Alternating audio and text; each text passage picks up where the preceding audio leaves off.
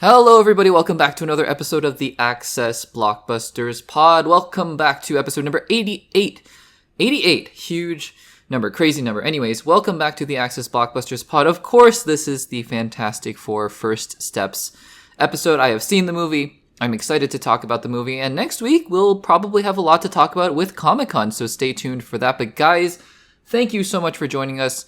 Another week, another amazing week of just so much news and so much goodness in terms of movies and shows and things like that. So really excited to dive in. Unfortunately, this year I will be traveling during Comic-Con, so I will not be able to do our usual live coverage where I do live uploads and live clips and things like that where we break news. But we'll be able to talk about it afterwards. We'll do a post game sort of episode next week, talking about the reveals at Comic-Con and maybe some DC news as well in terms of Comic-Con. So anyways, guys, if you haven't subscribed to the Access Blockbusters YouTube channel, please make sure to do so and give this video a like. We are on the road to 2,000 subscribers by the beginning of 2026, the end of 2025. So would mean a lot to me. And if you're interested in the audio-only platforms, I say this every episode, but the full episode of the podcast is out first on the audio platforms, Apple Podcasts, Spotify, and Overcast. So make sure to check it out there. Saturday mornings in the United States. So and when I say in the United States, I mean U.S. time. I should say that, not just in the United States, everywhere, but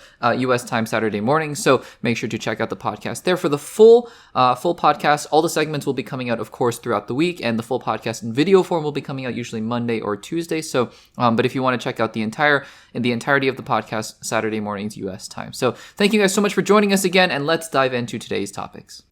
Alrighty, guys. One of the fandoms that I feel like we don't talk about that much on this YouTube channel because, frankly, I haven't been super invested in this franchise for quite a while, and it's actually not a movie franchise, it's a video game franchise, but Five Nights at Freddy's was a pretty big part of the last few years, or maybe, when did the first game come out? 2014, 2013? It was a long time ago, but when those first games were coming out, the first four original games and then the sister location game, and I was pretty invested in this franchise and all the lore implications. I myself, I mean, you guys know this if you've been watching or listening to the channel for quite a while, I'm not a big horror fan. I'm just not a big horror fan.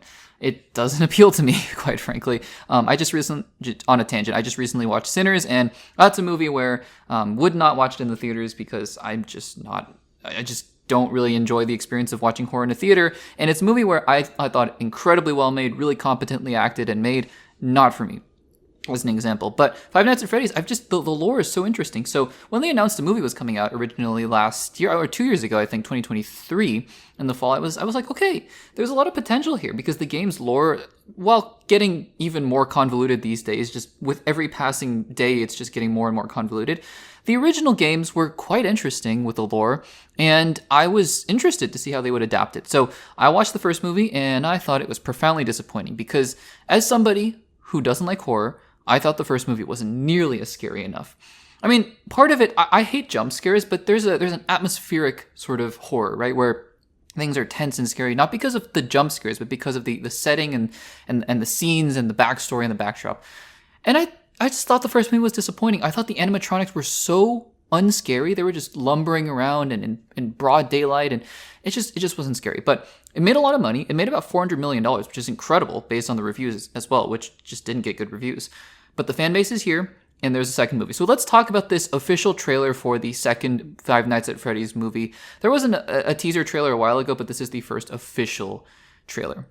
And I have a few thoughts on this. First of all, if you've played Five Nights at Freddy's 2, you'll know that this trailer is taking a lot of inspiration from that game. The first movie didn't adapt the first game at all. Not really, at least, but it took the main animatronics and the main backdrop of the setting of the first game and made it into a movie in a very loose sense. And I think that that's exactly what the second movie is doing as well, taking a lot of elements and inspirations from the second game. So that's interesting. And there are the new animatronics, the shinier toy animatronics. So, I mean, there are different looks and things like that.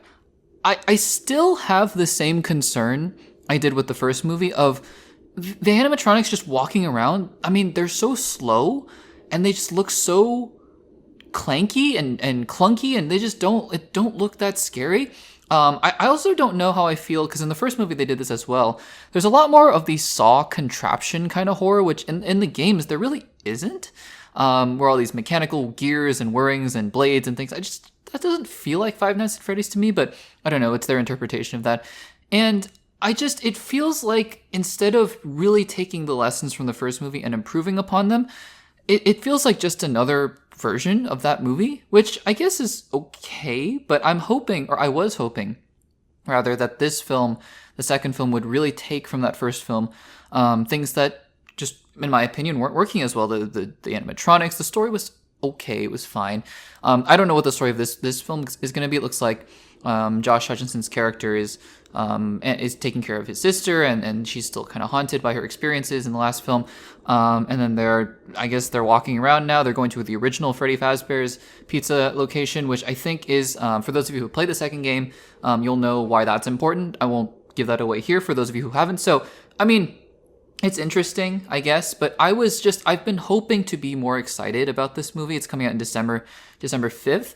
And just watching the trailers, I feel that same sense of nothingness, just mediocrity that I felt going into or coming out of the first movie. And so I'm a little disappointed by that. But again, these are just trailers, and I'm really hoping that the second movie comes out, and it's an amazing movie. It's a huge improvement over the last one. So we will see when that movie comes out. Guys, did you have a chance to see the new trailer for Five Nights at Freddy's 2? Let me know in the comments down below.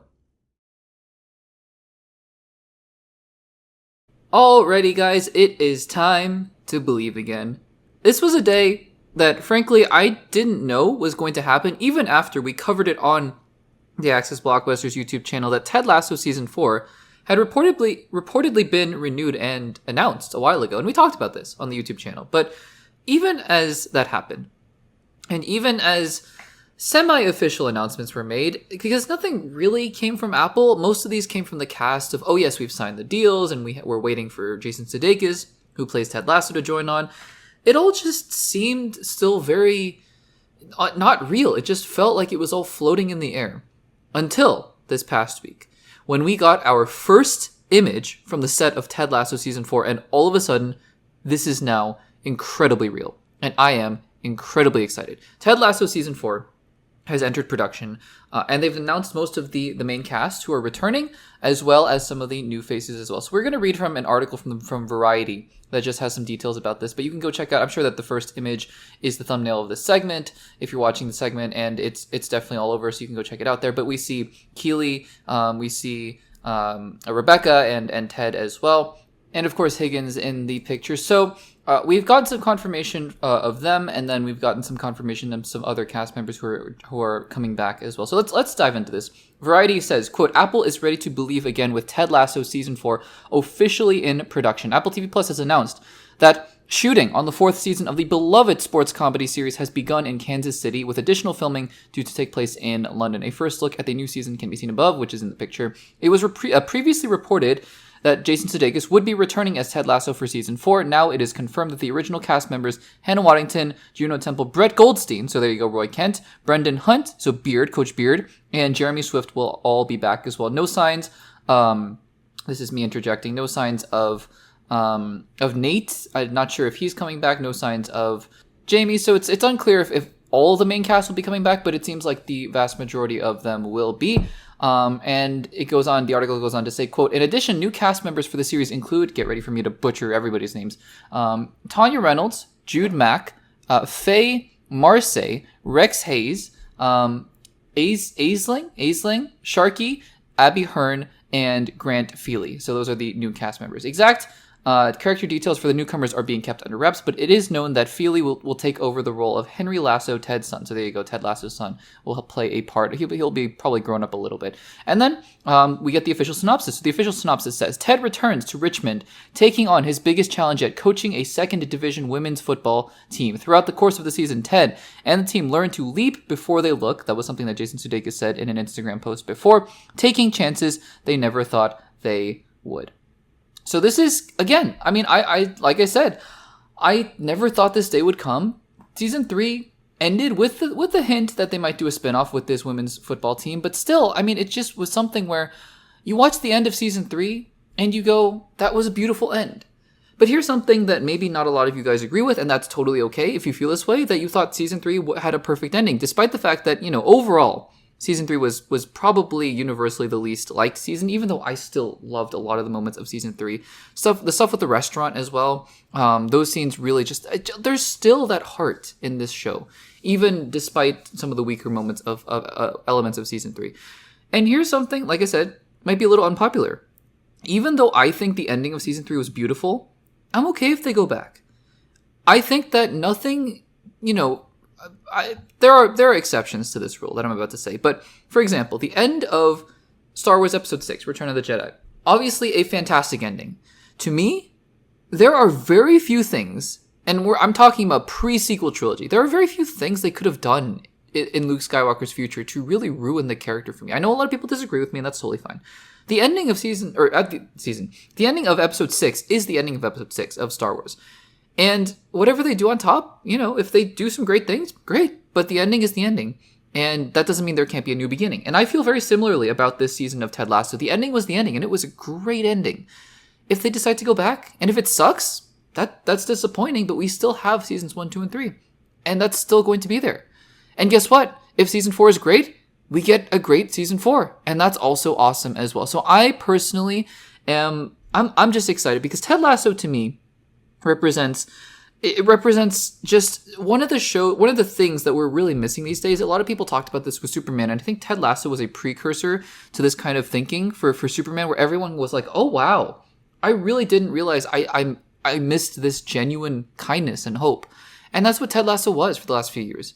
A reminder to just be kind and to be a good person. And I'm so glad that, yes, we have our dramas like The Penguin and The Last of Us and Daredevil Born Again. But, there's room for shows. In fact, I think it's even more important that shows like Ted Lasso are here. So Ted Lasso and Shrinking, for example, two of the best shows, not just Apple TV shows, but best shows in general that are out right now. And I'm so excited for Shrinking Season 3, and I'm so excited for Ted Lasso Season 4. So guys, Ted Lasso Season 4 is in production right now. It is filming right now. It is real. It is happening. I am very, very excited. Let me know what you think about this in the comments down below.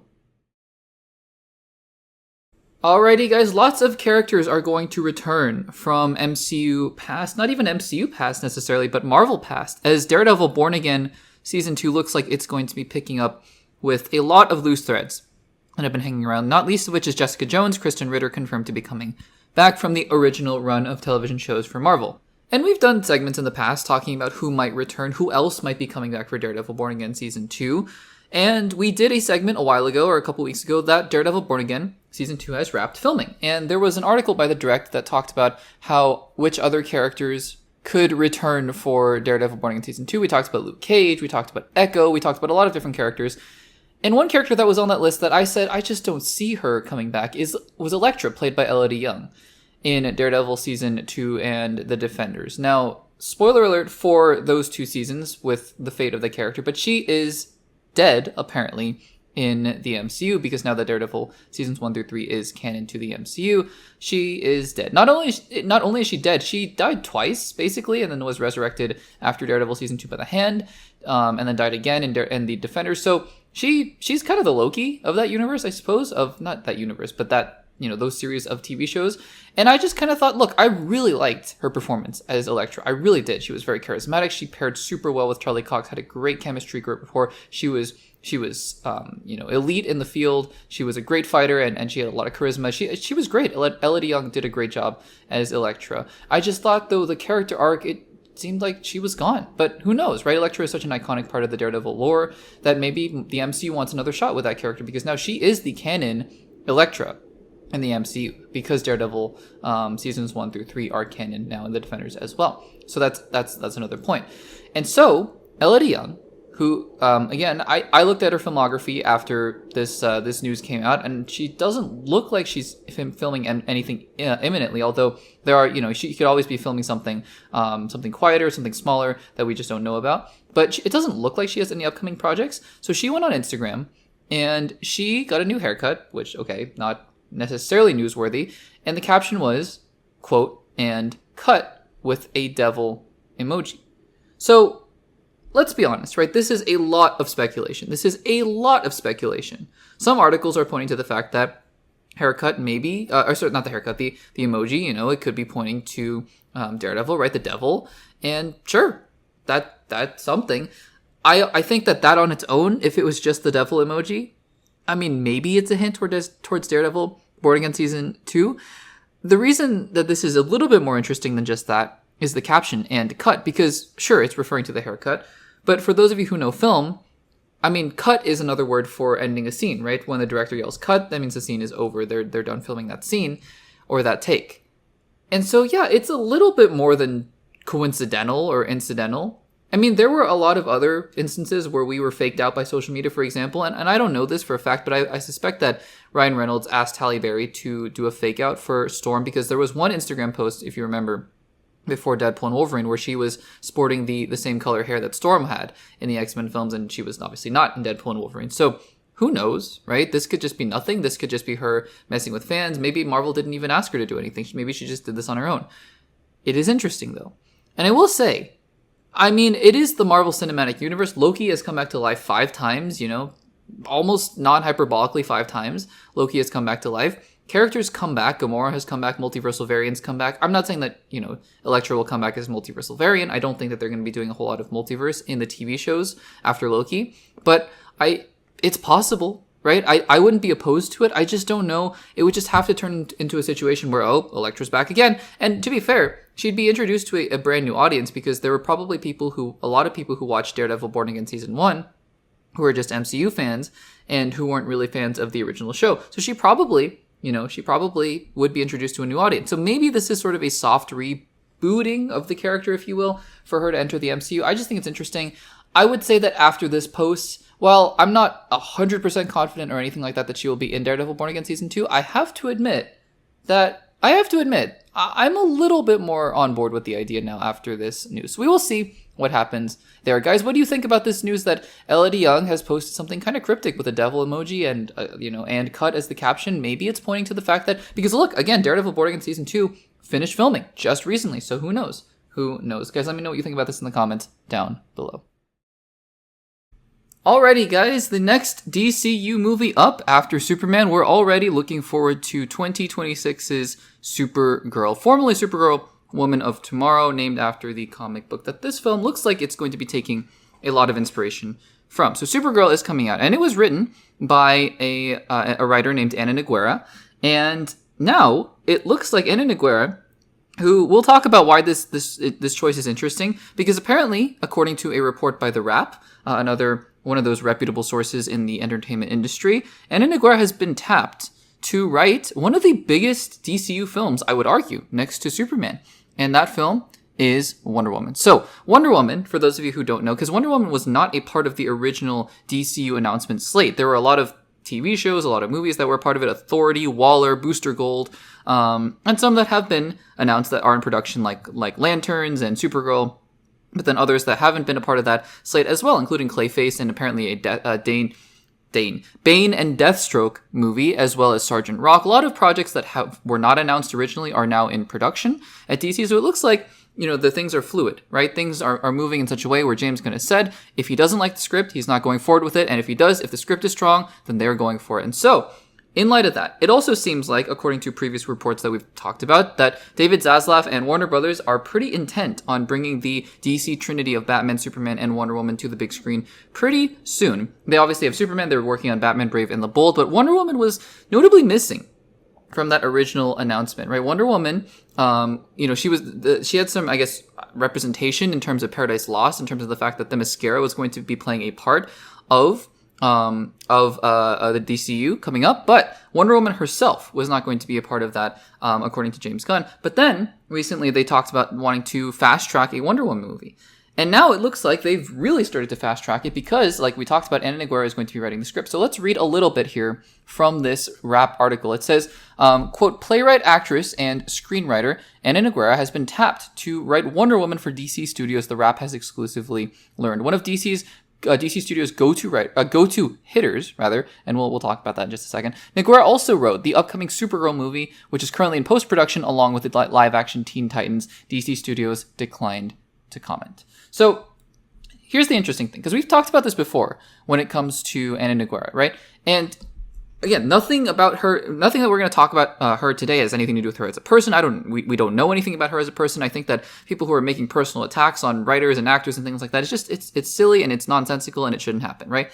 We're just talking about her as a writer. And as a writer, one of the things that we talked about for her was that before DC, before her writing of Supergirl and then being tapped to write Teen Titans, she hadn't really written anything big, at least in the entertainment industry. I think she had written some plays that the Wrap talked about there, but in terms of big budget movies, big budget shows, or even just more non-indie shows and movies, she hadn't written much. So it was asking a lot, I think, just on face value for us to think, okay, she's going to be the one who's going to write the Supergirl movie. But James Gunn seemed to really like her script, and so he went with her. Then it was announced that she was going to be writing Teen Titans, and well, I mean, okay, so really what we learned from that is that James Gunn really liked her script for Supergirl, that so much so that he was going to tap her to write Teen Titans. But again, these are really the only screenwriting credits that she's had in any major production, I believe. And again, we just don't know how it's going to turn out. Maybe, for all we know, Supergirl is going to win Best Original or Best Adapted Screenplay. I'm actually not sure if it's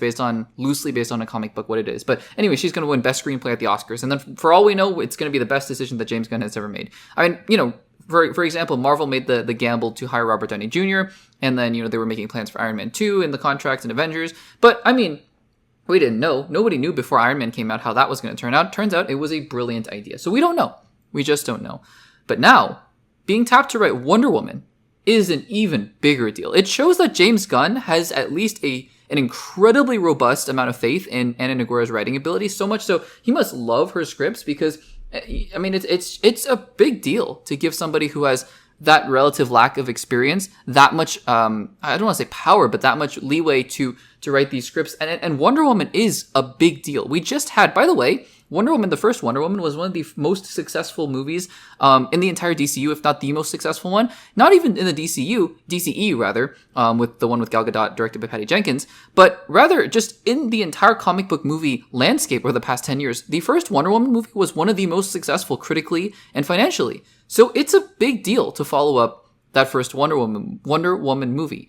And I'm interested in this choice because, again, it shows that James Gunn has a ton of faith in Anna Nagura, even though none of us know what her writing abilities are really going to turn into. And so here's hoping for the best, because, I mean, if Supergirl works out, great. And we're all happy and we're all excited about Wonder Woman even more so. But if not, well, I frankly don't know what the conversations are going to turn into. So we will see how that all unfolds. Guys, what do you think about the decision for James Gunn to tap the writer of the upcoming Supergirl film and also Teen Titans to write the pretty widely anticipated reboot of Wonder Woman? Let me know in the comments down below. Alrighty, guys, how long did you really think it was going to be before we started talking about Superman 2? We're talking about the DCU Superman 2, of course, not the Richard Donner original Superman 2. It's only been about 2.5-3 weeks since Superman came out, but of course we're already talking about Superman 2. Guys, it's not my fault because I don't make these segment topics. I just follow what's going on in the news. James Gunn is already alluding to the next appearance for Superman. So we're really not talking about Superman 2 because James Gunn has confirmed that while, there have been things asked about the cast and things that people have been talking to David Cornsweet and James Gunn about Superman 2 and the sequels, and I think David Cornsweet, recently confirmed that he is under contract for a second Superman film.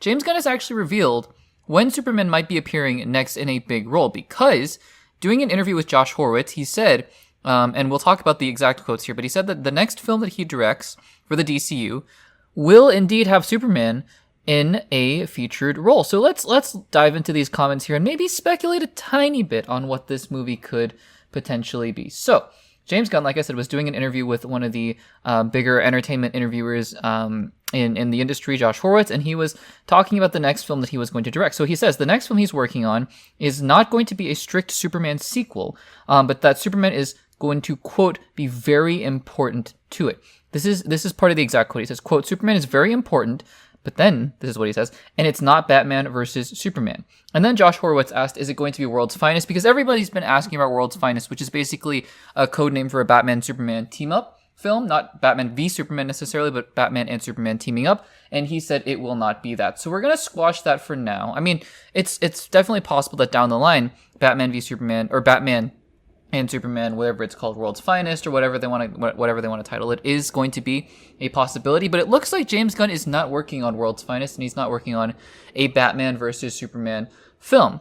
And so let's speculate a tiny bit here, because there's not a whole lot to go off of, honestly. First of all, confirmation that James Gunn is working on another DCU project. We were getting hints that he was, he said pre-writing it a few months ago is what he talked about, so we knew that he was working on something. The question is, how far in the future is this project going to take place? And I would think, and first of all, we have to give the disclaimer here, that it could be anything. James Gunn could be writing a Condiment King film, just for example, something ridiculous like that. Although Condiment King has been in the DC universe, not the DCU, but in the Lego Batman film. But he could be writing a film like that, and Superman could have a big role. Superman can have a big role in any DCU film that James Gunn decides to write. But let's think about perhaps things that make a little bit more sense. And to me, honestly, the very first project that my mind went to was Justice League. And I think inevitably, because we did a segment last week where we talked about how Justice League was very important to the DCU, and they're eventually trying to build up to that with all these characters, which of course it makes sense, right? When you're establishing the DCU, you start out with Superman, you want to get Batman up and running really quickly, Wonder Woman is going to be a big part of it, and then Justice League is also going to be the culmination of everything going on there. So of course, it makes total sense. Does it make sense for James Gunn to direct and write it? Well, I mean, stylistically and all that kind of stuff, you can disagree. But I think from the perspective of James Gunn, I mean, it's his universe, and he wanted to direct the first film, the Superman film. I think it makes some sense for him to think, okay, maybe I want to then, set the tone for Justice League and really have all these characters come together. So could this film be Justice League? It's possible. The one reason I might hesitate to think that it actually is Justice League that he's writing right now and he's developing is because it's a little too soon, honestly. I mean, it's one thing to say maybe he's just writing this over the period of the next 3 years because he's going to be super busy and then it'll go into development in 2030 or something like that. It's possible. I mean, it's definitely possible. But I hesitate to say something like that because while the DCU is going to have films that are tonally different from one another, it is still very much connected. So maybe this is a film, if he is writing Justice League, that he is going to be writing over the next many years, but I find that hard to believe. So honestly, I'm not, as somebody who doesn't read a ton of comics, your guess is as good as mine as to what this next film could be. It could be Wonder Woman. He could be writing Wonder Woman, and Superman will play a very pivotal part to it. He also did reveal that Aquaman and Flash will not be appearing for the next couple of years, but who knows? He might be writing a Flash movie. So it just depends on what James Gunn wants to do. Obviously, like I said, it could be literally any kind of film, and Superman can show up in it, so we will have to see about that. Guys, what do you think about the news that James Gunn is already thinking about his next DCU project, and Superman is going to have a, quote, very important role in it? Let me know in the comments down below.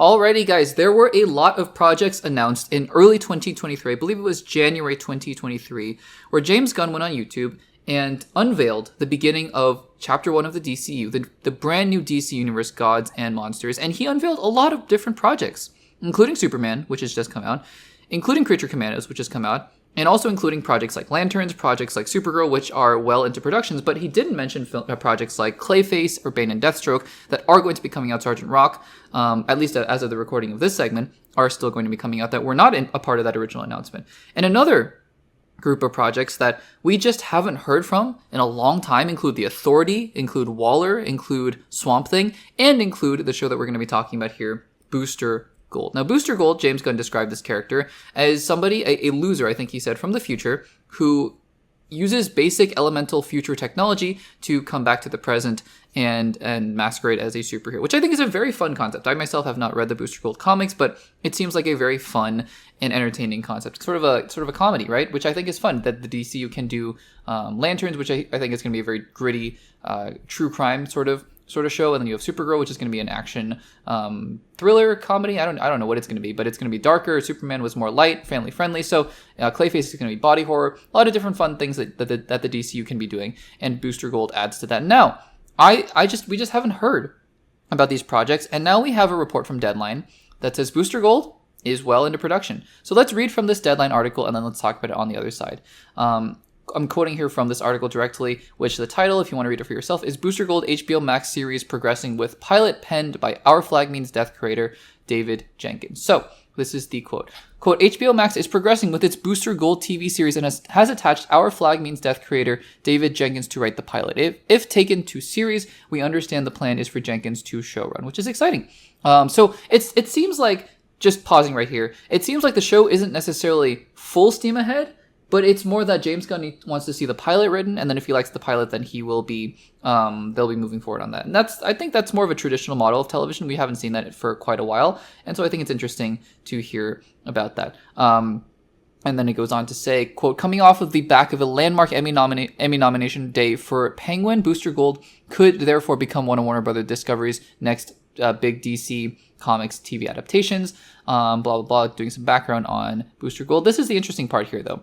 Quote, DC Studios bosses James Gunn and Peter Safran revealed the development of a huge slate more than 2 years ago. That's what we were talking about 2 years back, that kicked off the new DC universe, featuring the likes of Wonder Woman reboot, which actually was not talked about in that initial slate, so that's incorrect, and Paradise Lost. At that point, they said the fan favorite would use basic technology from the future to pretend to be a superhero in present day. But progress has been slow. The DC bosses were reported recently saying the project had lost its initial showrunner. They also scotched rumors for the time being that Kumail Nanjiani would play Booster. That was a big rumor that was going on for quite a while. So, what this report confirms is the fact that Booster Gold was in production, but it was delayed. And there were things about the project that James Gunn and Peter Safran were not happy about.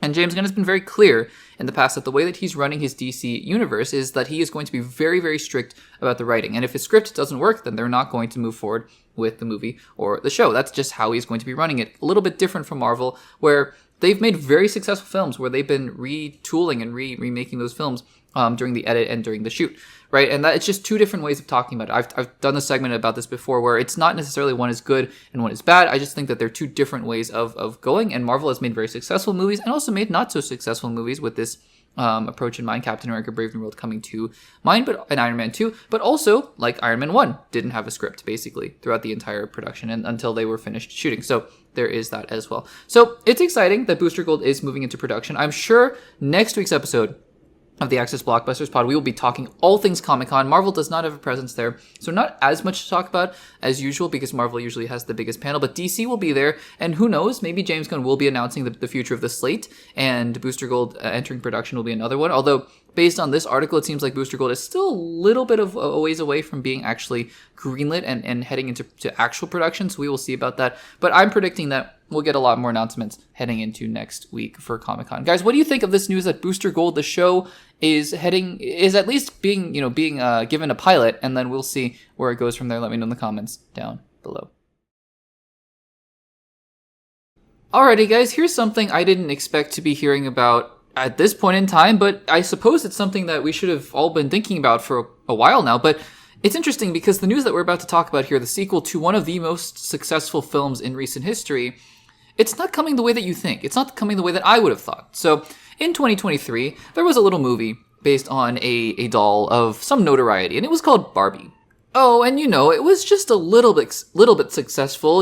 There was this whole Barbenheimer phenomenon, and the film, Barbie, went on to make $1.4 billion. And by the way, it was one of my favorite movies of 2023. It was wildly entertaining. It had some good emotional moments as well. Really a great fun film. And the thing about billion-dollar films, right? We talked about this. We've talked about this before, and recently with Lilo and Stitch making $1 billion, the conversation is coming up again, that almost every single one of the billion-dollar films that, any film that has ever made $1 billion worldwide, almost every single one goes on to get a sequel. A couple rare exceptions, Titanic is one of them, but almost every single billion-dollar film either is a sequel or goes on to get a sequel. And so when Barbie crossed that $1 billion line, I thought immediately, of course we're getting Barbie 2. And it's interesting because, well, that film, it's a franchise, it's a property from Mattel, obviously, and those are the kinds of films that, of course, you think, oh yes, they're getting sequels. At the same time, though, the creatives behind Barbie, namely Greta Gerwig and Margot Robbie, they don't necessarily seem like the kinds of people who would just make sequels for the sake of making sequels, although Greta Gerwig is currently in a mega deal to produce a lot of Narnia films and to direct some, I think, and write some. So, but I never pegged Greta Gerwig as I'm just going to make a sequel for the sake of making a sequel. Then again, we had Joker 2, because Joker is one of those films where you're like, no, of course not. It's not going to make, you're not going to make a sequel to Joker. It turns out you did, and it didn't work well because Joker made $1 billion. But, you kind of thought, okay, a Barbie sequel seems more likely than not. And so, the other day, we got news that a Barbie, I'm not going to say Barbie sequel, I'm going to call it a Barbie follow-up, has been confirmed by some of the major trades, including Deadline. The thing is, it's not going to be Barbie 2 necessarily, and it's not going to be a direct sequel to the 2023 film that was live action. In fact, it's going to be animated. So here's the deal. And I'm just going to read from this Deadline article here. Quote, 2 years after the record-setting release of Barbie, the feminist live-action take on Mattel's iconic doll that became a cultural phenomenon, Illumination and Mattel Studios have finalized a deal to develop a new Barbie movie that will be the first in animation for theaters, sources tell Deadline. Reps for Illumination, Universal, and Mattel declined to comment. Not yet dated. We're told the film will be released by Universal Pictures, which has an exclusive financing and distribution partnership with Illumination. And here's the key: no word yet on the plot of this Barbie or creatives attached. So we don't know, according to this article, whether or not Greta Gerwig is going to be involved, whether or not Margot Robbie is going to be returning, whether or not Ryan Gosling is going to be returning. We don't know if this is going to be a kind of pseudo sequel to that Barbie film, but I would suspect not. Because the interesting thing is, I just don't think that Greta Gerwig would be the kind of person who would make a sequel for the sake of making a sequel. And yet here we are because, Barbie made $1 billion, and if you're Mattel and if you're Universal, you're like, yeah, of course we want to make, or was it Warner Brothers who made Barbie? Anyways, if you're Mattel, you're like, of course you want to make a follow-up to it. The thing is, though, if you're just going to make an animated Barbie film that has really nothing to do with the original, it kind of reeks of a cheap cash grab of let's capitalize on the name recognition and the cultural phenomenon that the article talks about Barbie being in 2023. Let's capitalize on that and let's make another film just basically in name only with the Barbie character.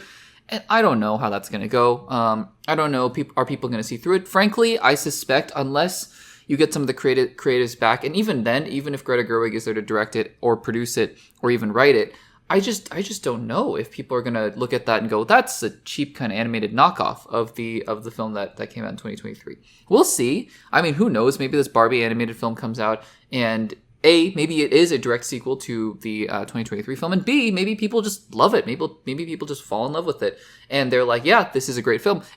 Or they look at it and go, well, this is a follow-up to the other film. Maybe this movie also makes $1 billion. So it's interesting. It's definitely not the route that I expected them to take. I either thought they were going to just not make a sequel at all and kind of follow the script of Titanic, for example, that just is a $1 billion film, $2 billion film that doesn't have a sequel, or they were just going to make a direct sequel with Greta Gerwig, Margot Robbie, and Ryan Gosling. So we will see. This is a road a path that I was not expecting, but we will see what happens there. Guys, what do you think of this news that we will be getting a Barbie sequel, in a sense, but it's not going to be Greta Gerwig for now, at least. We don't know that. And it's going to be animated, and it's going to be distributed by Illumination. Let me know in the comments down below.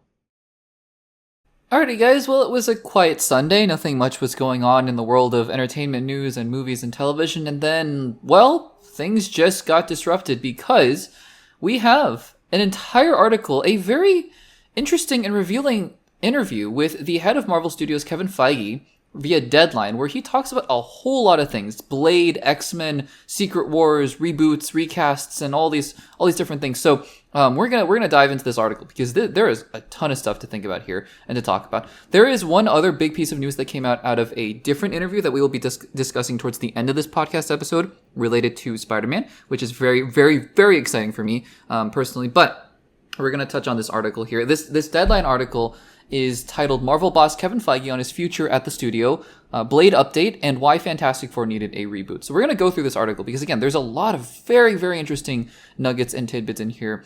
So much so that, it would have taken 6 or 7 different segments to just break these all out. And there's a whole lot to talk about with each one of them, but I wanted to just make one segment where we dive into this article and hear what Kevin Feige has to say. So we're not going to read everything verbatim. You can go check out the article itself, but let's just kind of go top to bottom and point out some things that stood out to me. So first of all, one of the first things that Kevin Feige says is that they currently have a 7-year plan that goes until 2032, which is not surprising because Kevin Feige, is known for having these big plans. He said at one point that they usually try to think 5 to 10 years in the future, so this all makes sense. But what he also said, which I really like, I like the way that he describes it here. He says, quote, "It's on magnets. It can move around," which is, I think that if Marvel has learned anything over the last 5 years, it's that things happen. A writer's strike, a pandemic, things you just could never, ever, ever ever planned for. So, and in addition, actually, one of the things that Feige says is that there are also pleasant surprises. For example, he doesn't cite this, but this is something that happened. There was a deal to bring Spider-Man over to the MCU during Civil War. That was originally not part of his plan, obviously, but Spider-Man has become an integral part of the MCU. And one thing he does talk about is the fact that when, in 2019, they had a plan for the multiverse saga, and lo and behold, they got a hold of these characters, the X-Men and the Fantastic Four, which definitely changed things for the better. And I think that that's exciting. So he definitely, I think he's spot on when he says that, yeah, things definitely change for the worse sometimes. It's, again, pandemic and writer strike, actor strike, but also for the better sometimes, which is a cool thing to say. Then he goes on to talk about Fantastic Four. Honestly, this is maybe the least interesting part of it, but he says, quote, "Why Fantastic Four? Because it's Marvel's first family. It's in the history of our characters. They deserve to be A-listers." Again, just talking about Fantastic Four here, which we're going to talk about later on in this episode. By the time, I'm recording this right before seeing Fantastic Four, so I haven't seen the film, but we'll talk about my thoughts on the film itself later on in the episode. But that is very it's exciting. So the one thing he also says too about Fantastic Four is that he says, quote, "It's a no homework required. Go see the movie," which is, again, I think going in line with everything that we've heard from the MCU in the past, where they've really tried to dial back the idea of you need to do homework to see these movies and see these shows here. And they're really trying to avoid that as well. So there's that. Then we get into Kang, and he actually is pretty honest about Kang and just the fact that they were pivoting. Now, I don't know how much of this is true or how much of this is more spin and PR. Kevin Feige is not necessarily known for spin, which, meaning that he would try to divert the attention and make things seem better when they're actually not. And I don't know what I'm about to talk about here. I don't know if this is spin, but it's definitely plausible because he says that, and we've heard reports that have confirmed this as well, but he said that they were thinking about pivoting away from Kang well before the Jonathan Majors controversy. He says, quote, "Even before what had happened to the actor, we had started to realize that Kang wasn't Thanos." Okay, let me read the next couple quotes here, but I have some thoughts on that quote. Next quote, "There was only one character that could be that because he was that in the comics for decades and decades, and because of the Fox acquisition, we finally had it, and that's Doctor Doom." We had started talking about Doctor Doom even before we officially pivoted from Kang. In fact, I'd started talking with Robert about this audacious idea before Ant-Man 3 even came out. So let's just take a couple seconds to dive into that here. I don't know if Kevin Feige is doing PR speak right now and he's just trying to make it sound better. Because obviously the Jonathan Majors situation played a big part in it. And we've heard that they were thinking about pivoting away from Kang before this. So I believe him when he says that. What I don't know if I buy as much is when he says there's only one character that we could ever use, and that was Doctor Doom. And now that we have him, we got to use him and we changed our whole plans. Kevin Feige usually isn't like that. I understand that the reaction to Kang was more mixed than they wanted, and Jonathan Majors obviously made it a done deal that they weren't going to move forward with that character. I don't know if Kevin Feige really believes there's only one character to be Thanos, because let's be honest, right? Before the Infinity Saga, before Avengers, nobody knew who Thanos was outside of the comic book readers. And, I mean, just because people know who Doctor Doom is doesn't mean that he's the one character. Just because in the comics he's a big part of Secret Wars and Battle World doesn't mean that you have to use Doctor Doom, because the plan was going to be to use Kang in terms of Secret Wars. So, I don't know. I mean, it's a little, to me, out of everything that he talks about here, because he's pretty honest in terms of everything else that he says here. But I think this is the most PR statement that he made. And I don't know. Maybe he really does believe that Doctor Doom is the only character they could have used. Maybe not.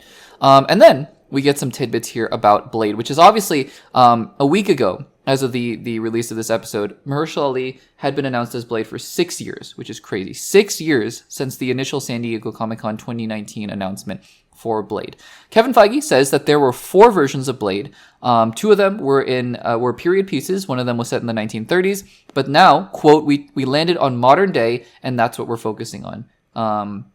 And then he talks a little bit about the production troubles here. He says, quote, "You can start and have a good script and make it a great script through production, but we didn't feel confident we could do that on Blade. We didn't want to do that to Mahershala, and we don't want to do that. We didn't want to do that to us." Which again is pretty honest here. It's pretty, it's pretty brutally honest. And I like that. I think that he's saying that, we just didn't want to put out a bad product. Other reports have said that Eric Pearson, who wrote Fantastic Four, who wrote Thunderbolt, who wrote a lot of Black Widow, a lot of other MCU films that have mostly been pretty successful, actually, is now the writer for Blade. And that gives me some hope here. It's just that, I don't know. I mean, maybe you launch Phase 7 with Blade, maybe. But it's been so long and the excitement. But, I mean, maybe the second we see a trailer with Mahershala Ali, because I just recently watched Luke Cage and he was fantastic as Cottonmouth. So maybe the second we just see a trailer with him as Blade, the Daywalker, that we'll just all forget about this and just be excited that they're doing Blade. I don't know. But again, they have a lot of hurdles to climb before cameras are rolling. But they seem confident in the fact that it's happening, so we'll see about that. Then he talks about the fact that they are now going to make, which we knew, we talked about this before, he's confirming this, that they are going to really focus on the TV characters being separate from, or the TV storylines being separate from the movie storylines, which makes sense. But, and we're going to talk about this much more in the next segment, he still confirms that there will be one TV character in particular that will be showing up in a future MCU movie. Again, stay tuned for the next segment where we talk about that. And then he talks about Doctor Doom. He talks about just the X-Men. And he's basically asked, is there going to be a kind of reset of, or recasting of MCU characters? Which is interesting, because the question seemed framed more as, are you going to recast some of the iconic MCU characters? But his answer is, I think, more indicative of a different answer to a different question, where he says, quote, the X-Men is where that will happen, where Marvel superheroes will get new faces. So I think that what that really means is that different iterations, not part of the MCU necessarily, so it's not like he's going to recast Captain America in 5 years. Maybe he does, I don't know. But rather that he's going to take the opportunity to recast the Legacy X-Men, which confirms, by the way, because I know a lot of people were like, maybe Hugh Jackman can be the next Wolverine. And as much as I love Hugh Jackman, I don't think he should be the next Wolverine. He should retire, and he should really just be done. And the Deadpool and Wolverines and Doomsdays and Secret Wars are going to be really fun to see him in if he shows up in Doomsday.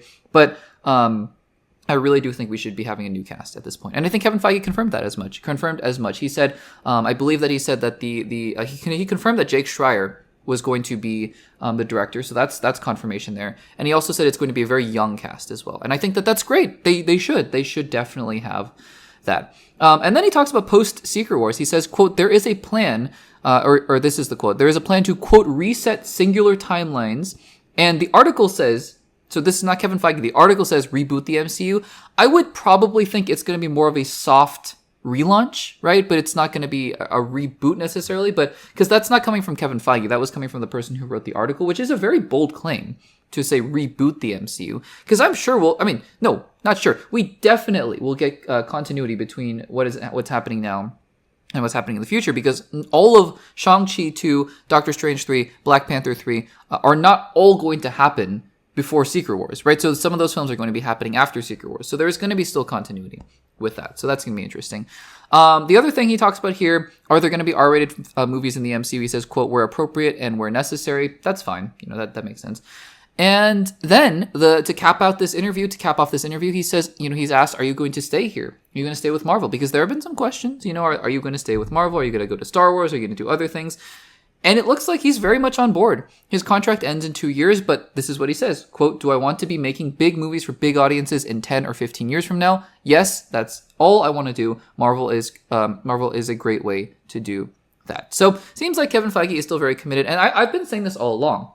A lot of people are like, Kevin Feige is going to step down. He's sick of this. He's tired of this. Maybe. I mean, it's been a hard 5 years for Marvel, relatively speaking. It really has.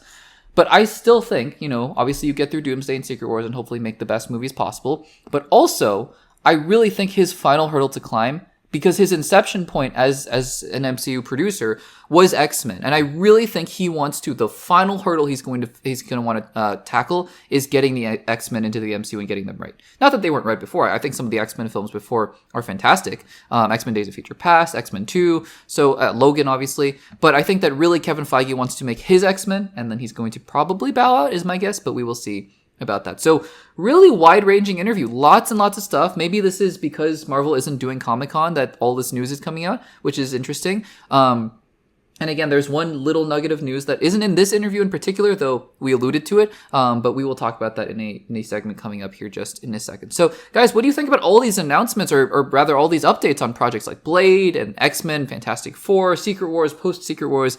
It's all exciting. I think we're back to being in an exciting time for the MCU. Let me know in the comments down below. Alrighty, guys, will they, won't they, what is it, what's happening, Spider-Man Brand New Day, all the questions, all of these things that we've been talking about for many, many, many months now.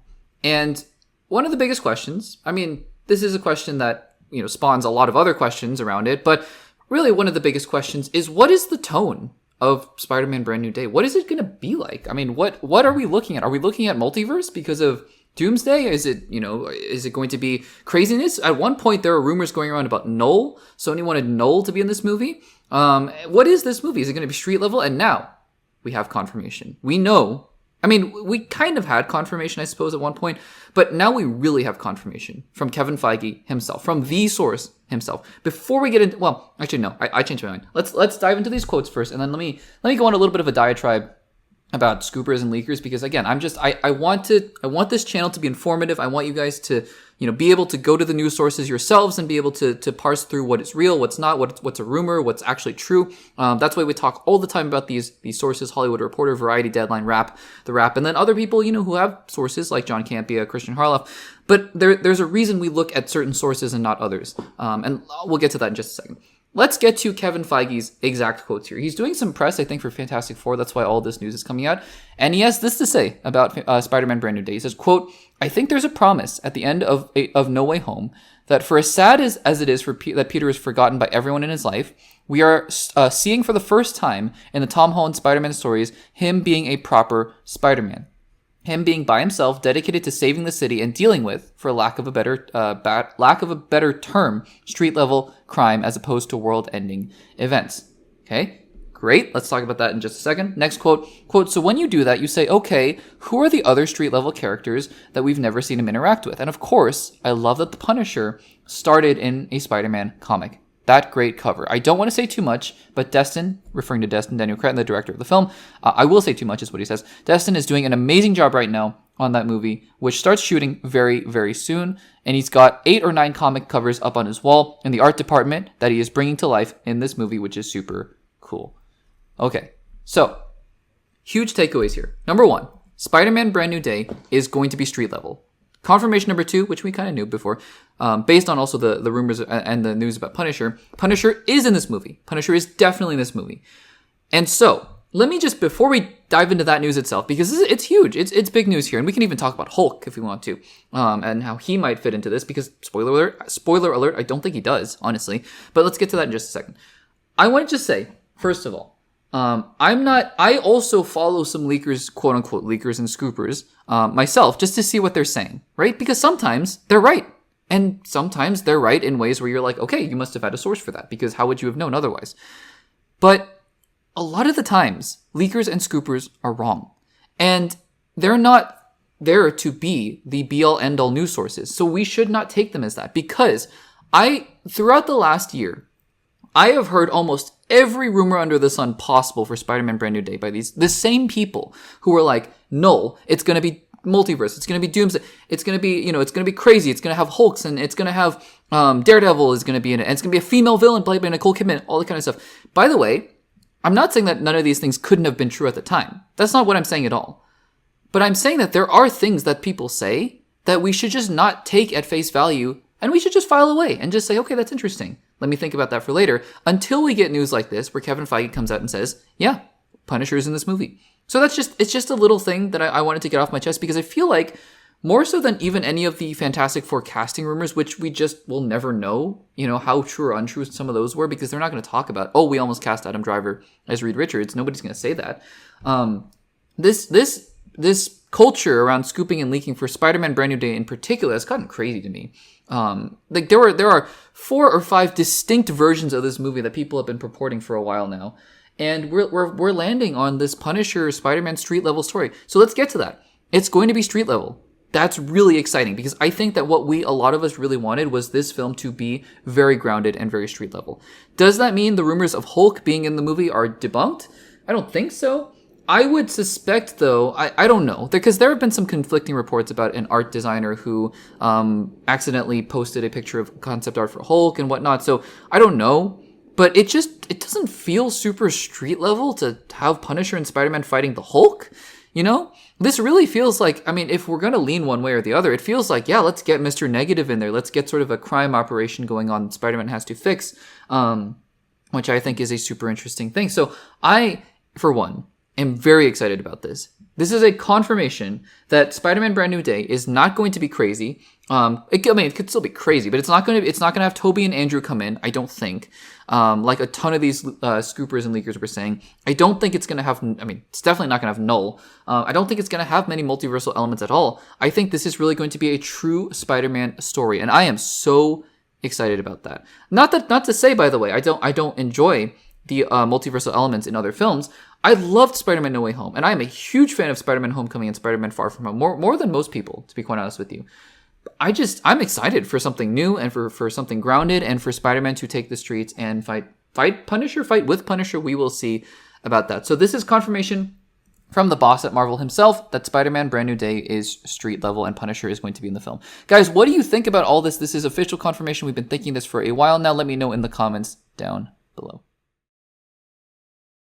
Alrighty guys, before we talk about Fantastic Four First Steps, which I did see, well, in order to see Fantastic Four First Steps, if you get there early enough, you also are going to see the first trailer for Avatar, Fire and Ash. So I have seen said trailer, and we're going to talk about my thoughts here very briefly, because to be quite honest with you, I don't have much to say. So Avatar, Fire and Ash. I mean, the Avatar franchise is interesting. I just recently had a conversation about it with somebody, and it's weird because I did not see the original in theaters, but I obviously knew it was a revolutionary thing. It has made at this point almost $3 billion because of tons of re-releases, but even for its original run, it made something like $2.78 billion, something like that. It was incredible. And I watched Avatar later, and I obviously didn't see it when the 3D hype was going on, and I obviously didn't see it in theaters, so perhaps my experience was diluted. Maybe if I did see it in theaters, I would have seen it 6 times, and I would have contributed to that $2.8 million, whatever it made. But I saw it, on Disney Plus when it came out on Disney Plus, and I was like, oh, yeah, that was pretty good. It was fine. And then Avatar, The Way of Water, came out in 2022, I want to say December 2022 or 2023. And, I get the appeal. I mean, it's a visually stunning world, and it pushes the bounds of CGI and all that kind of stuff. It's really cool. But and I get the fact that the first movie makes $1 billion, and you give James Cameron carte blanche to make Avatars 2, 3, 4, and 5, which is insane to me. But okay, sure, go ahead and do it. And then I saw Avatar: The Way of Water, and I went, that's interesting, because to me, Avatar: The Way of Water is perhaps one of the most visually stunning movies I've seen ever in my lifetime in theaters. And I saw it in 3D because everyone said to see it in 3D, and it made a difference, I think. Now, am I going to say that it revolutionized movie-going experiences in general? No, not really. But it was a great movie to look at, and it had a pretty decent story. I still think it's kind of insane in terms of just story-wise to make Avatar 3, 4, and 5 as well, because money-wise, Avatar: The Way of Water also made $2 billion, which is insane that these movies are averaging $2.5 billion. That is insane. But okay, fine. That is what it is. I don't get it. I don't get it, but okay, sure. And so Avatar: Fire and Ash is coming out now. Avatar: Fire and Ash is coming out now. It's pretty much a lock to make $1 billion. And we got our first trailer. And to be honest with you, all I can say about this trailer is it looks like an Avatar movie. So I barely remember any of the characters' names. I remember Sully. I remember Spider, because he was the one human character in Avatar: The Way of Water. I remember Quaritch, because he's the villain. Neytiri is Zoe Saldana's character. And I don't remember anyone else's character arcs. I remember, was it Noah? Was he one of the? Maybe. So maybe I do remember a couple of the other ones, but I can barely remember where they left off. I know one of the kids died at the end of Way of Water, but it's not about the story, to be quite honest with you. I mean, I don't go to Avatar films to be wowed by the amazing story. I mean, the story is fine and all. It's for the visuals. And I looked at the visuals and I'm like, yeah, that looks like an Avatar movie. It looks really visually stunning. I don't know how many more of these quote unquote visually stunning movies we can see before it gets old, but it definitely is Avatar. And I've made this joke before. I'm sure everyone's made this joke before. I guess James Cameron is dead set on making an Avatar film about every single element. So I guess, I mean, it's ironic, right? Because it's not the same franchise, even though I've confused it when I was younger. But it's, it's not Avatar: The Last Airbender, but maybe the next film is going to be called Avatar: The First Airbender. I don't know, because he has air left, right, and then earth, ground, I guess. So I don't know. I don't. I mean, it's shit. Like, these are Avatar films, and I saw the trailer, and it's hard for me to even describe what I saw because they're just flashes of scenes. I mean, you see all the characters again, right? You see Zoe Saldana's character. It looks like she is still so rageful at the death of her son. And so that's an interesting character arc for sure. But other than that, you see fire people. You see Quaritch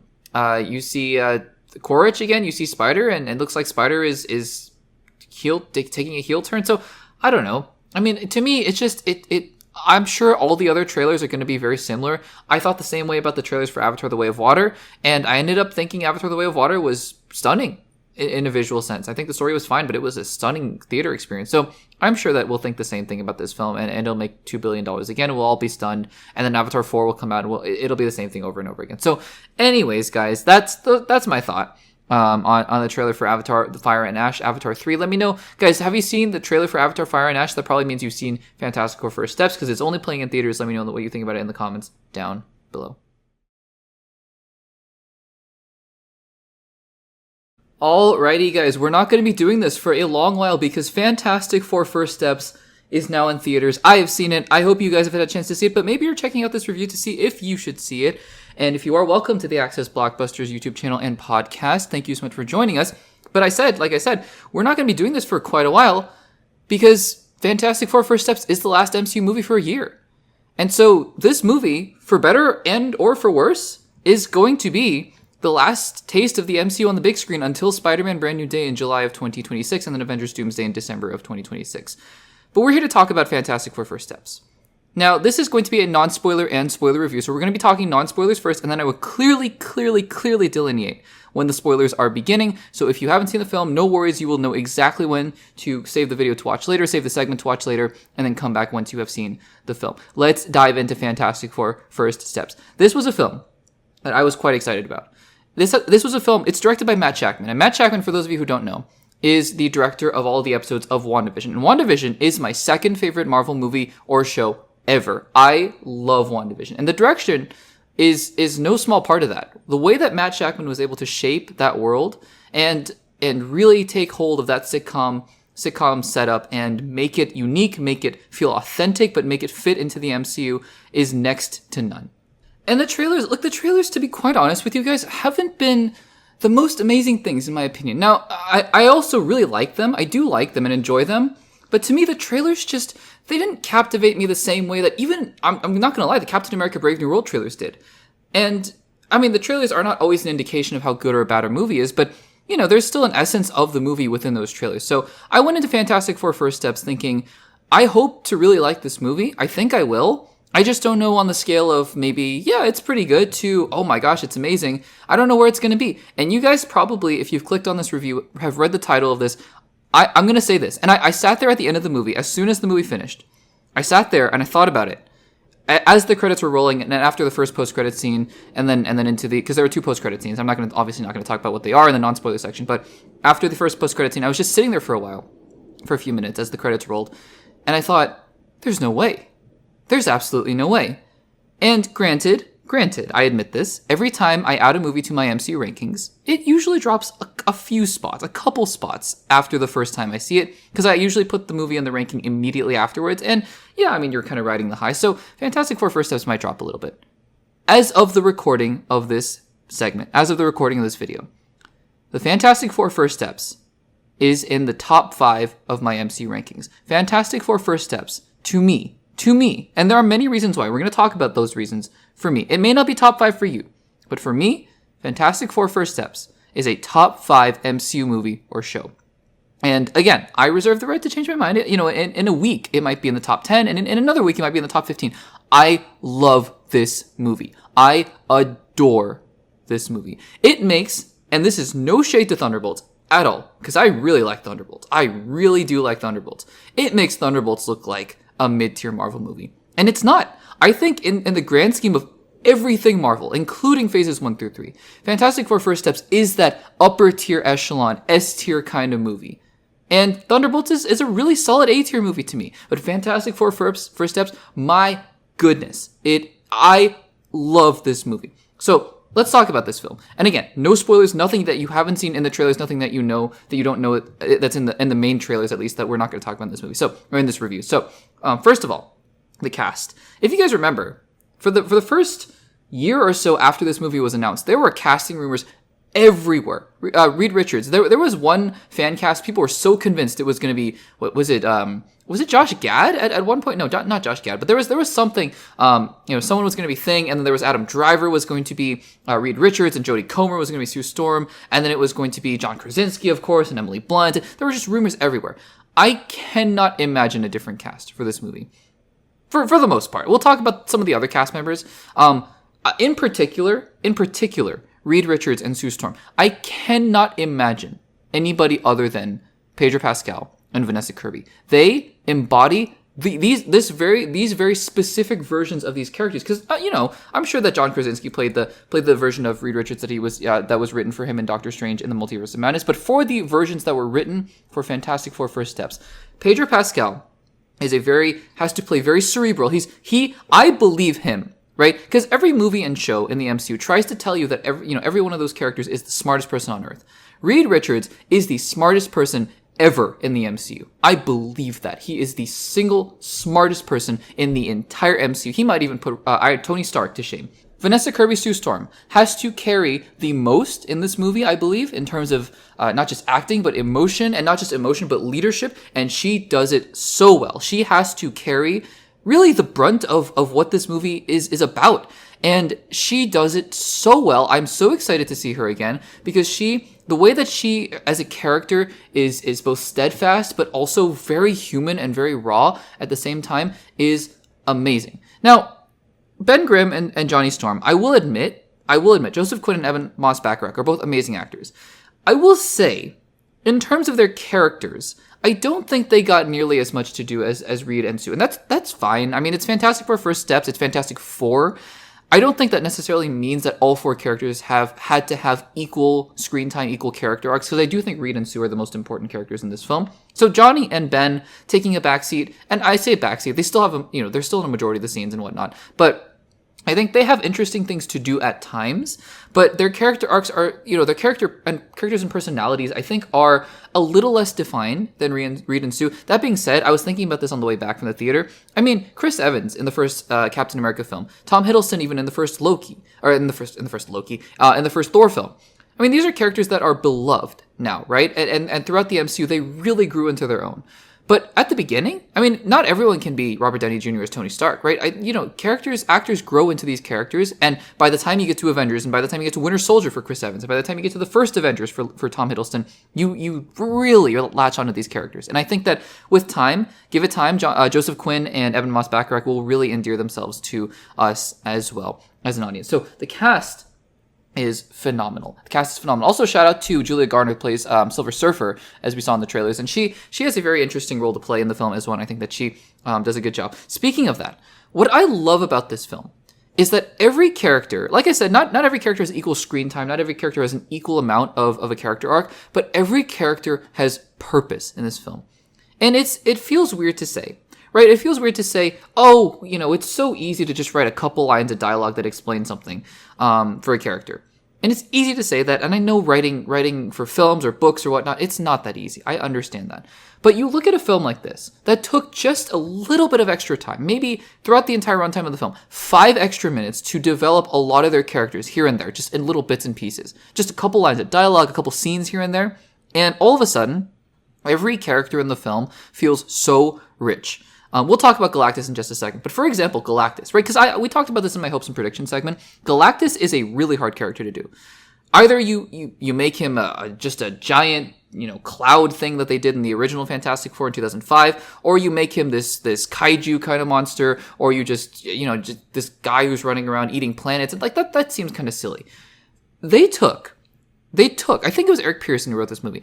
He and Max Shackman took just a couple extra scenes, and all of a sudden, I'm not going to say Galactus is Killmonger. I'm not going to say Galactus is Thanos or blanking on some other villains, or Michael Keaton's Vulture, for example, where you're like, oh wow, they're very complex characters. I mean, Galactus is not like that, but you understand him, and that's something that frankly, that's a cherry on top, because I was sitting there and I was thinking, oh, it just took a couple scenes to really make you go, oh.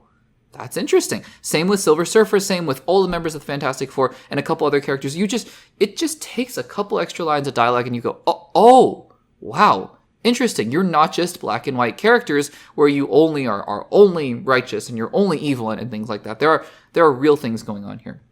Speaking of Galactus, this movie is visually astounding. I haven't walked out of a Marvel movie like that ever. This might be the most visually beautiful MCU movie ever put to screen.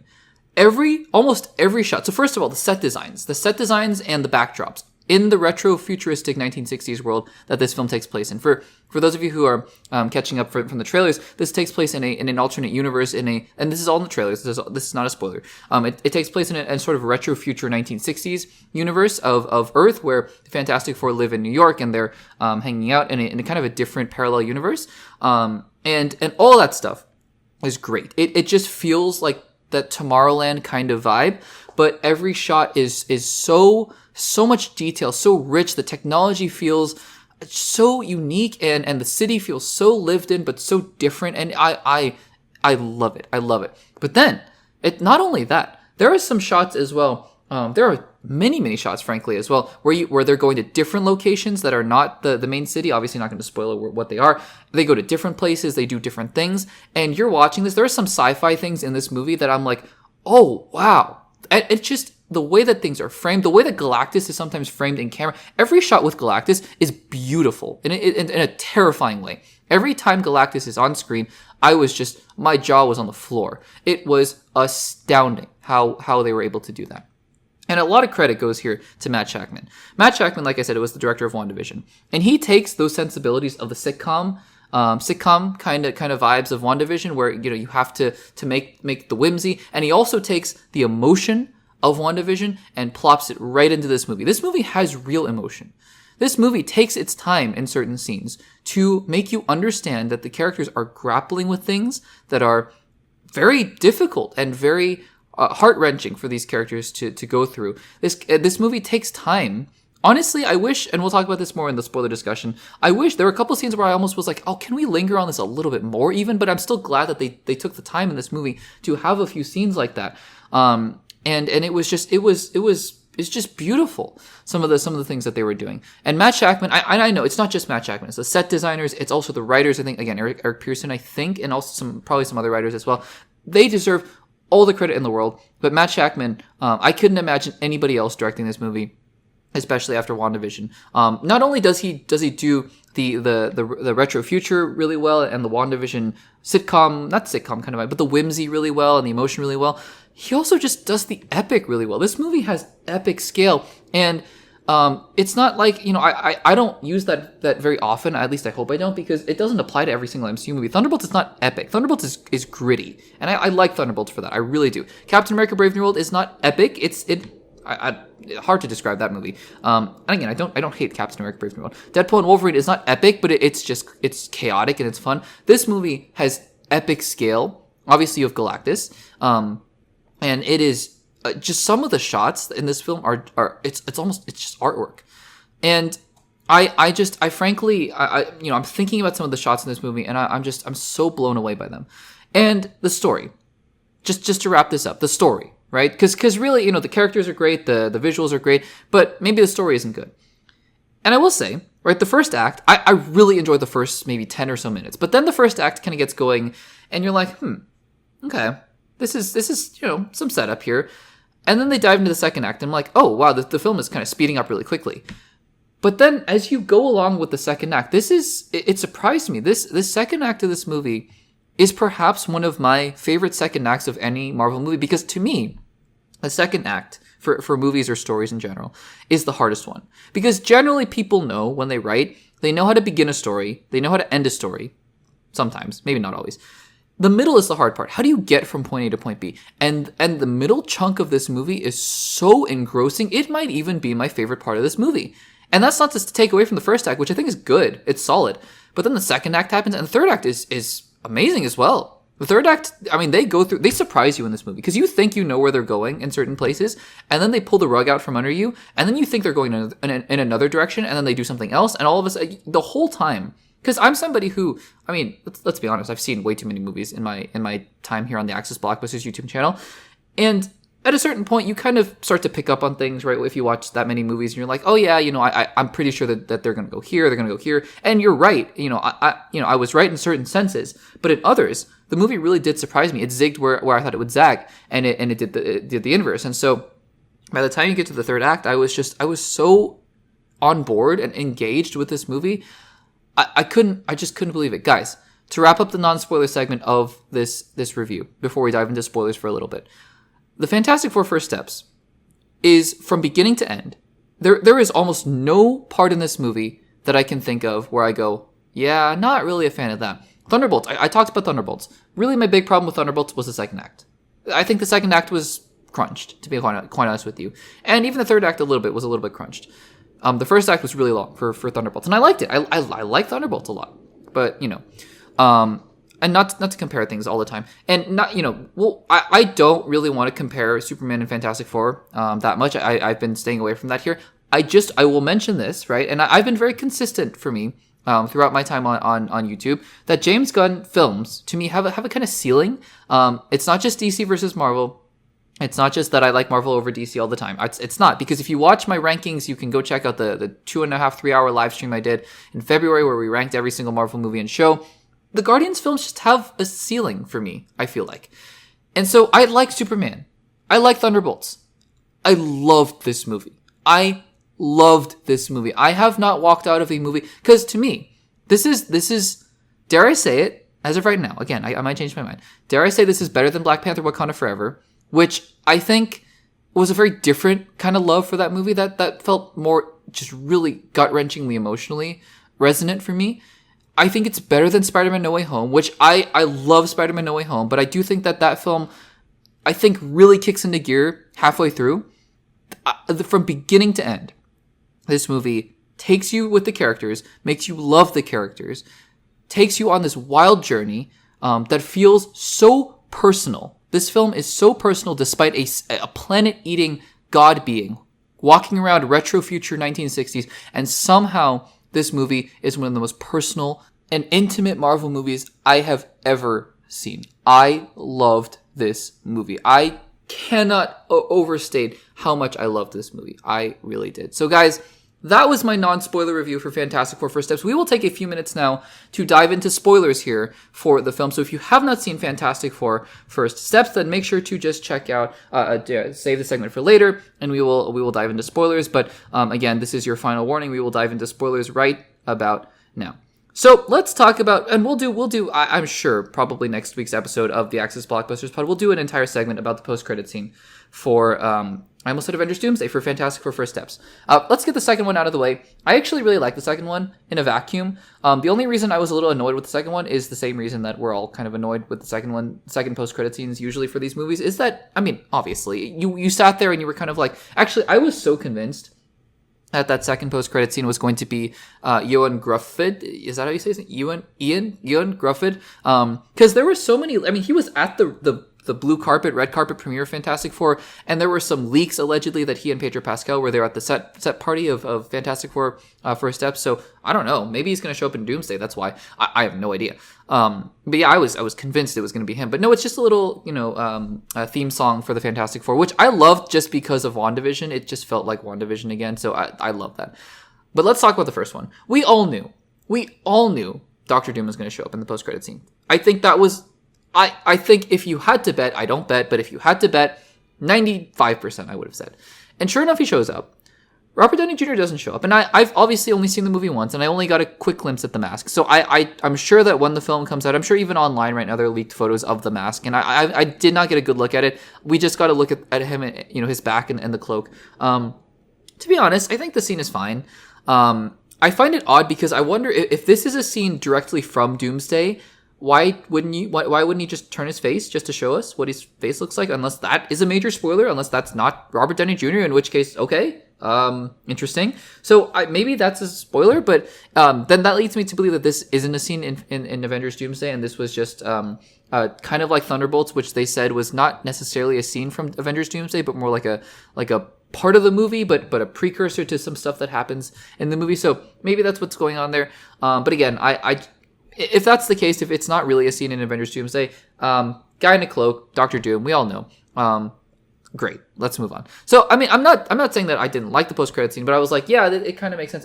I guess it's interesting insofar as he wants Franklin Richards for something, because Franklin Richards looks to be one of the most powerful beings in the entire MCU. So we will see where that goes. But yeah, I thought that was interesting. Let's talk about some of the things in the movie. First of all, I liked, so like I said, Reed Richards and Sue Storm got the most to do. Sue, I mean, first of all, being pregnant, okay, I'm jumping all over the place, but let's just sidetrack here. The second act, because speaking of Sue Storm, the birth scene, that entire sequence, right? Because you get the first act, and they explain what's going on with Fantastic Four, and there are these astronauts, and they went to space and cosmic rays and things like that, and that's all great. And that's all fine. And it's fun because it's, you get the origin story, but you also get the fact that they're established and you get it in a fun way. So I liked that. I really did.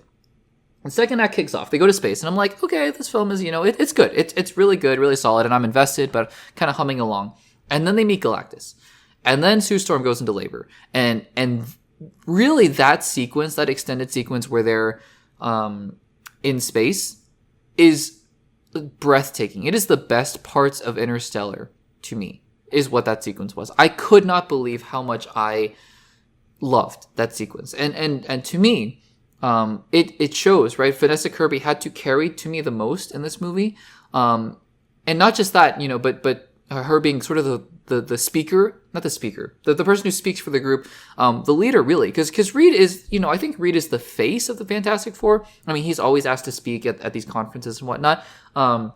But I think Reed Pedro does a really good job of playing that kind of character who is so brilliant, but can be so cold and calculating sometimes, and needs Sue to make him feel, to help him feel. And not to say that these characters are all brilliant. By the way, I think it's cool that they made Johnny also a very smart character in this movie, because like Johnny's cocky and Johnny is sort of a stereotypical ladies' man, if you will. But I also like that Johnny is really smart in his own right. He's not just a dumb guy. I mean, they kind of played the Chris Evans version as just sort of a hotshot, not the brains of the group, right?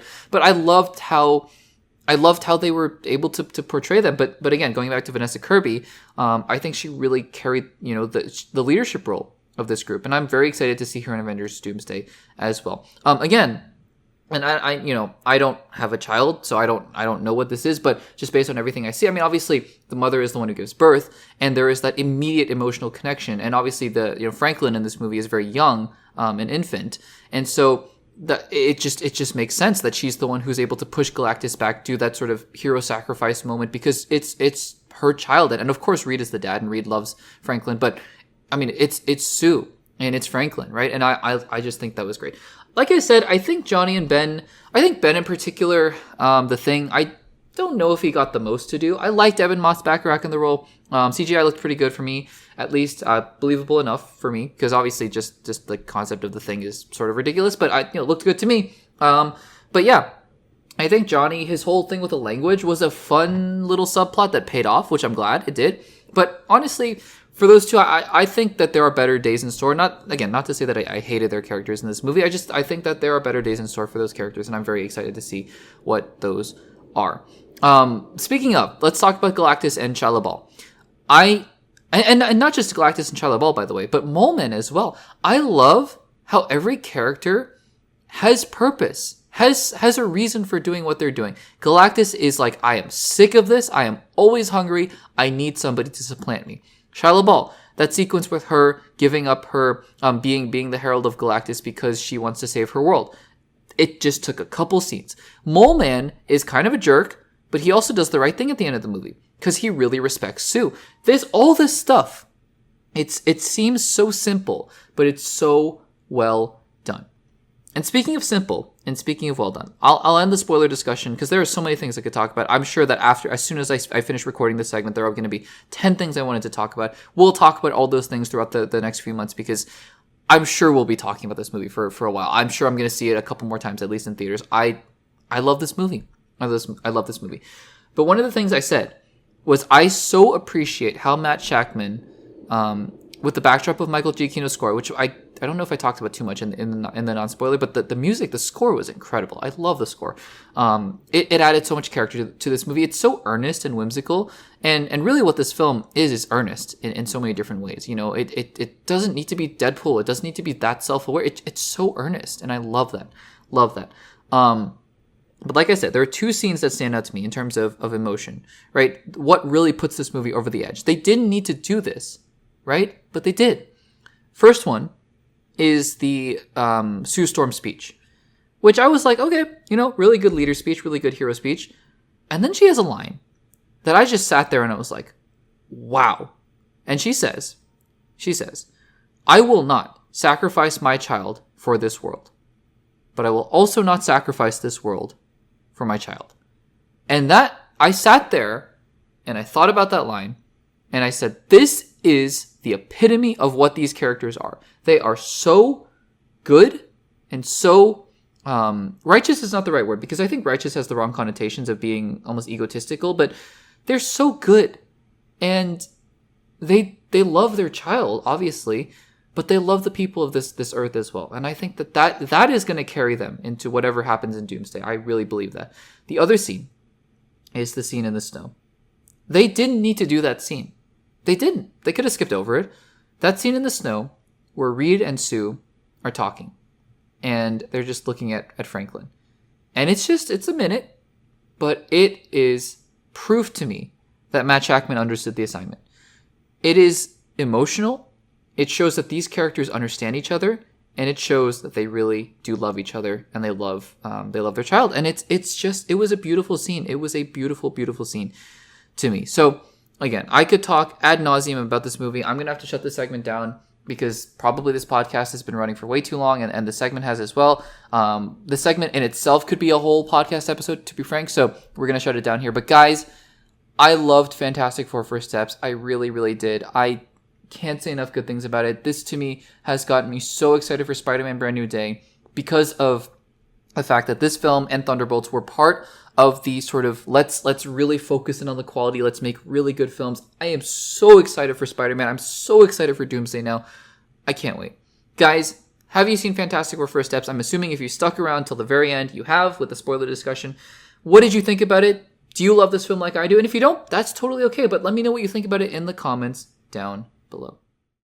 And everybody, that will do it for episode number 88 of the Axis Blockbusters pod. If you couldn't tell, I adore Fantastic Four First Steps. I'm so happy. And again, I mean, Marvel versus DC, I don't think there is such a thing. I really like Superman as well. I'm just so happy that we got two really good, really solid movies in the past 2 weeks, and it's been awesome. So I'm really excited and really happy. Thank you guys so much for joining us again on another episode of the Access Blockbusters pod. If you haven't subscribed, please make sure to do so. Give this video a like, and if you are interested in the audio-only platforms, Apple Podcasts, Spotify, and Overcast. But again, we are on the road to 2,000 subscribers for the YouTube channel, so we would really appreciate if you guys could just take a couple seconds to hit that subscribe button. And yeah, guys, that will do it for this episode of the Access Blockbusters pod, and I will see you guys in the next one.